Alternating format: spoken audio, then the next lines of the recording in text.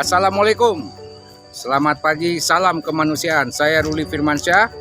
Saat ini saya sedang berada di salah satu titik pengungsian di Nagari Kajai. Itu salah satu lokasi permukiman warga yang terdampak bencana gempa 6,2 skala Richter yang terjadi pada Jumat tanggal 25 Februari kemarin.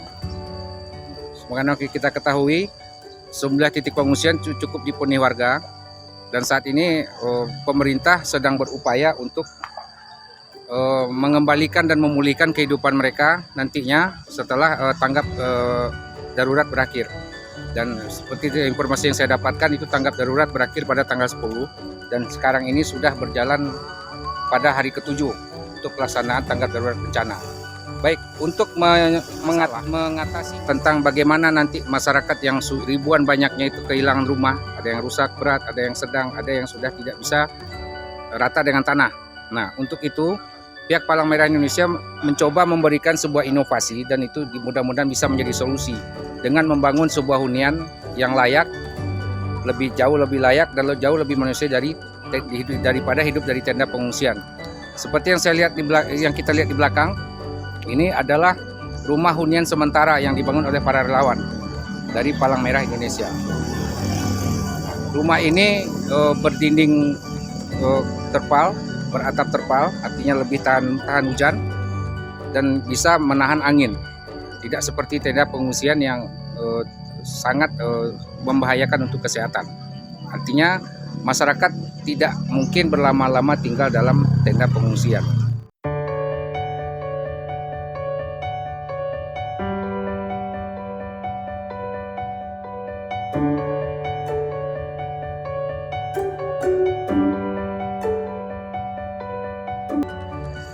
Baik, saat ini di sebelah saya sudah hadir Bapak Wakil Bupati Pasaman Barat, Bapak Risnawanto, sekaligus juga Ketua Palang Merah Indonesia Kabupaten Pasaman Barat. Selamat siang, Pak. Selamat siang. Baik, Pak, ini kan kita sudah lihat, Pak, ada rumah hunian sementara yang ditujukan untuk para pengungsi yang sekarang masih berada di pengungsian. Kira-kira langkah lanjut untuk pembangunan ini seperti apa, Pak? Baik, terima kasih. Hari ini kami sengaja datang ke tempat pengungsian warga kita yang terdampak terhadap bencana gempa bumi. Hari ini pasnya di SMP 2 ya, Talamau. Kajai Talamau.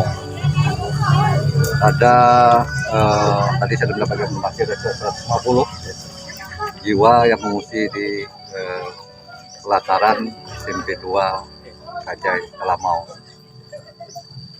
Sebagaimana kita sampaikan, masa tanggap darurat kita itu kan 7 kali 2 ya, hingga 14 hari. 14 hari ya. Hari ini kita sudah tanggal 5, tinggal 5 hari lagi masa tanggap darurat.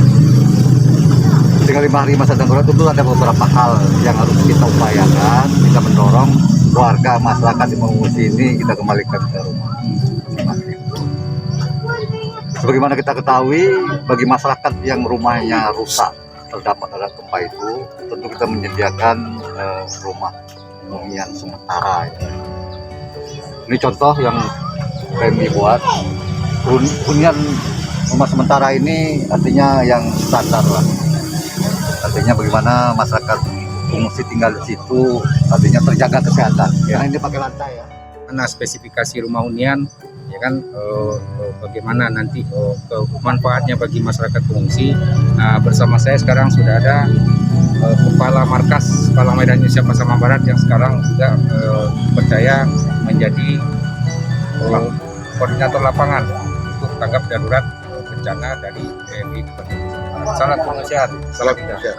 Baik, kita bincang-bincang sedikit. Ini kita sudah lihat fisiknya rumah hunian sementara ini, kira-kira itu spesifikasinya seperti apa sehingga ini bisa dikatakan sebuah hunian yang layak dan manusiawi. Terima kasih. Assalamualaikum warahmatullahi wabarakatuh. Kita coba jelaskan bahwa rumah sementara ini pertama ukurannya adalah 3x4. 3x4 berdasarkan standar SKIR. Itu dia sudah bisa menampung satu kakak dengan jumlah anggota keluarga itu 5 sampai 6 orang. 5 sampai 6 orang satu kakak. Nah, ini menurut standar SKIR yang diatur oleh WHO. Terus juga dia juga kita tinggikan dari tanah sekitar 40 cm dari tanah. Ya, sehingga secara kesehatan tidak seperti turun tenda. Nah, sehingga bisa lebih sehat. Mungkin saya pertegas, ini spesifikasinya memang sudah diatur oleh standar Ya, sudah diatur. dunia, Ada namanya standar SPIR. namanya. SPIR ya. Standar SPIR itu adalah standar yang diatur oleh WHO, disepakati oleh negara tentang standar minimal untuk dukungan non-food item. Ya, seperti hunian dan perlengkapan lainnya. Baik, bisa dijelaskan kepada pemirsa mungkin apa-apa aja bagian dari rumah hunian sementara ini yang sehingga bisa dikatakan lebih manusiawi daripada tenda pengungsi. Ya, yang pertama adalah dia tuh memang harus lebih tinggi dari tanah. Ya. Jadi harus dibuatkan panggung sehingga memang dia terpisah dari tanah. Itu standar pertama. Yang kedua adalah standar arus udara. Arus udara. Arus udara. Jadi kita buatkan di sini ada pintunya ya, di samping. Sana juga ada pintu lagi. Dua unit pintu. Dua buah pintu dengan satu buah jendela. Nah, ini yang kita siapkan untuk secara teknisnya. Terus juga dia itu memang bisa melindungi yang tinggal dari hujan, angin, panas. Nah, ini yang kita kondisikan. Terus yang ketiga, yang menjadi standar SPIR adalah privasi. Privasi ya. Privasi. Itu bisa kita lihat itemnya yang mana privasi. Nah, satu di sini privasi itu. Itu sendiri. Kenapa pintu ini sudah di depan? Oke. Karena kalau di depan maka dia akan blong ke dalam. Dia di depan. Ya, jadi memang distandarkan Itu di pintu samping. Nah, ini salah satu standar privasi. Pintu di samping dia. Karena dia kan ini cuma satu ruangan saja. Nah, itu yang pertama. Yang kedua, yang ini standar sekali lagi privasi itu adalah di sini ada ruangan kita siapkan. Memang ini ruangannya tidak ya memang namanya hunian sementara, ya kan? Ruangan ini kita siapkan sebagai ruang privasi keluarga. Misalnya ada si ibu yang menyusui anak, ya kan? Dan juga mungkin karena namanya kita ini standarnya kan penampungan ini adalah untuk 6 bulan. 6 bulan. Ya, standarnya untuk 6 bulan. Jadi standar untuk 6 bulan ini tentu ada kebutuhan-kebutuhan suami istri yang harus juga mereka penuhi. Maka di sini juga kita pertimbangkan ada ruangan privasi bagi mereka. Nah, ini yang kita standarkan, dia menjadi standar SPIR yang wajib standar itu secara luasan bangunan, terus standar kesehatannya dan standar privasinya. Bisa kita lihat. Tidak, ya. Nah, ini Pintu kedua ya. ya. Artinya ini bisa bisa Sebagai itu evakuasi cepat. Tapi ini tahan gempa. Tahan gempa ya. Ini tahan gempa. Jadi rumah ini memang harus tahan gempa. Sehingga dia memang konstruksinya dia tidak akan ada makanya di atas bisa kita lihat. Di atas itu bukan karena kita menghemat bahan. Di atas itu kita buat bambu supaya dia tuh kalau dia pakai kayu, ini akan bisa melakukan nanti kalau ada gempa copot bisa jatuh menimpa. Nah, jadi kalau dibilang nanti ini untuk menghemat makanya di atas bambu, bukan.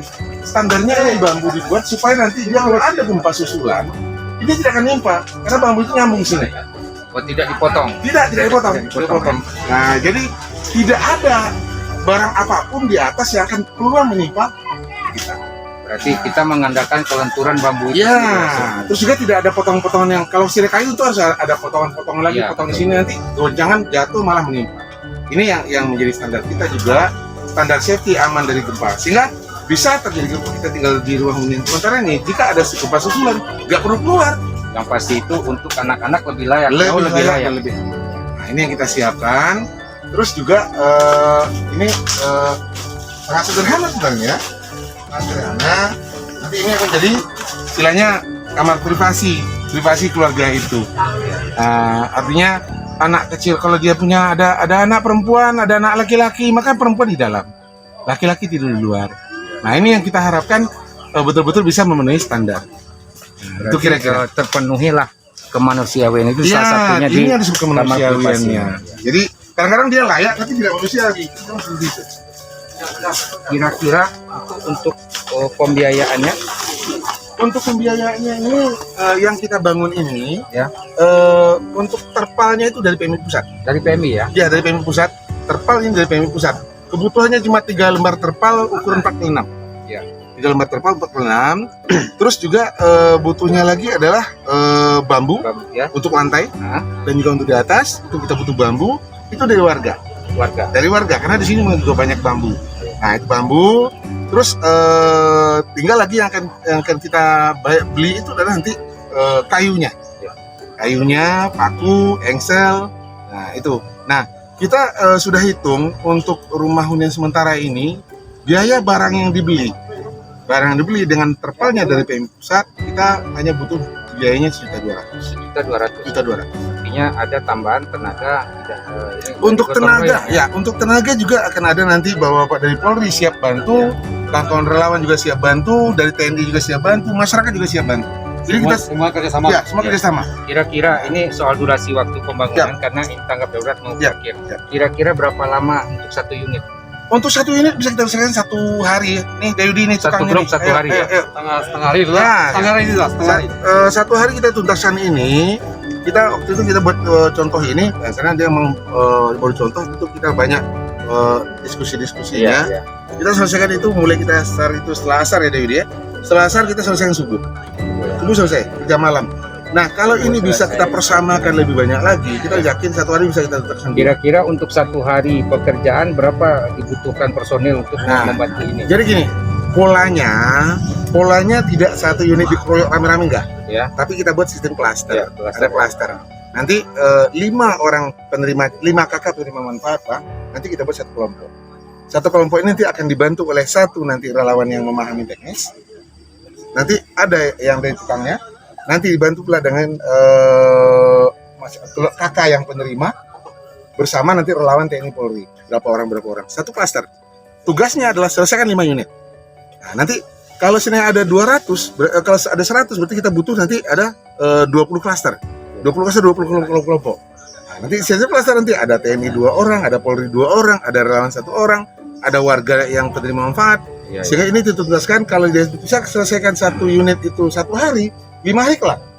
Nah, ya. kalau seandainya klaster-klaster ini kita buat untuk ada 20 klaster, berarti untuk 100 unit 5 hari kelar. Mari kelar. Nah, ini yang harus kita dudukkan segera untuk polanya. Nah, kita harapkan nanti bisa selesai. Kira-kira demikian. Ya, oke. Baik, terima kasih Syarida, salam kemanusiaan.